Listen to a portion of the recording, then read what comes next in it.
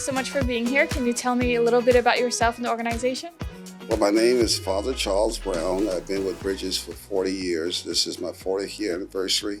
I came in 1983.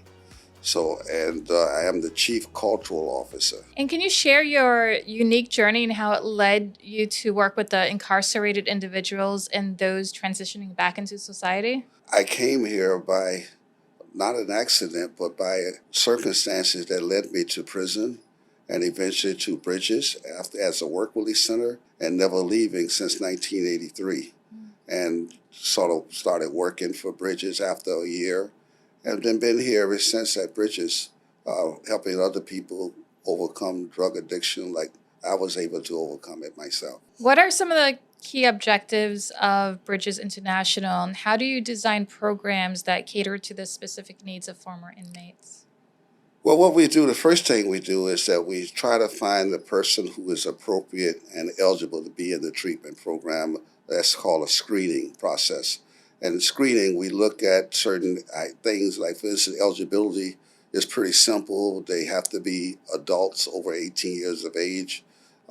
Then they can't have any violence in their records because they are out there in the community with us and representing themselves as a person who is in treatment and producing positive results in their life now. What are some of the common barriers that individuals face when they're reintegrating into society after prison?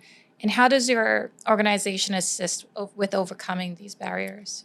Well, overcoming after we do a thorough assessment, after they are eligible and appropriate to come into our program, what we do, try to assess their needs and find out what it is that they need to be able to maintain their sobriety and maintain their focus of living the right way now, coming out of prison and going in. Transition is the key thing because people fail in transition and transition of any way. If you're going from illness to wellness, that's a transition. Or you're going from being married to divorce, that's a transition. And failure could happen in transition. So we want to make sure the transition is smooth and seamless.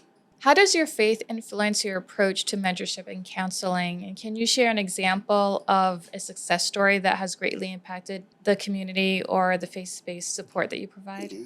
Well, one of the things I could say in my story, I was sentenced to a drug and alcohol program in the criminal justice system for the first time, and that I became a part of that. And it really was what changed my life, was the conversation with the judge. I'd been met with many judges before, but this judge seemed to have a interest in my story.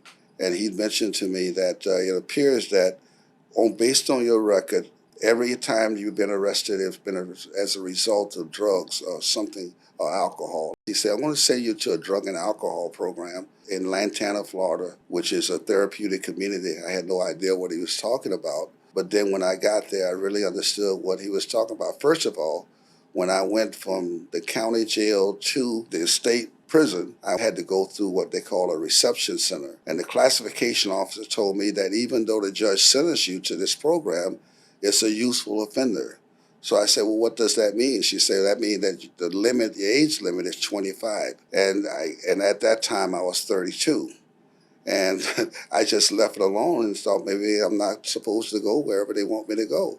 And then one day I was called out early in the morning at 4:30. I wanted to know where I was going. They said, you're going to Lantana Correctional Institution, the drug and alcohol program that they told me initially that I was not eligible to go. And so that was the first miracle that took place for me even getting to the bridge before realizing my destination was eventually Bridges International. When I was at Lantana Correctional Institution, it was therapeutic community. It's a peer-led, peer-driven environment. That means that the clients are active participants in their recovery. And so when I went to that program, it seemed like it was a natural fit for me. I seemed to excel in every area to the point that eventually they wanted me to speak to the younger kids because of my experience, and I started counseling them. And I found out so much about people, particularly people that are in trouble. I saw their stories was very similar to mine. And I saw couple of things I realized. As they talked to me, I saw young kids who came from middle-class families. They appeared to be needing three things. The first thing they needed was structure and order and discipline. We don't get that at home sometimes. And sometimes the gangbangers, those are the three things that they seem to attract young people to come and get involved in their gangs. And so what I did is I say, well, I need to study this a little more. So as I began to talk to more of the inmates that was coming in, they said the same story, that they got involved in gangs, and then to come to find out it was the same reason why, which was structure.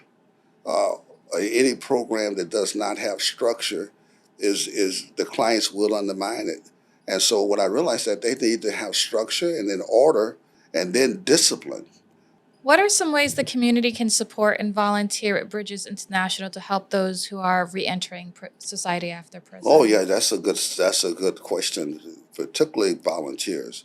We look for volunteers simply because the clients come from the community itself, and the community is going to be the healing process that help takes place in their lives. You ever heard the term that it takes a village? Well, it takes the entire community to make that happen.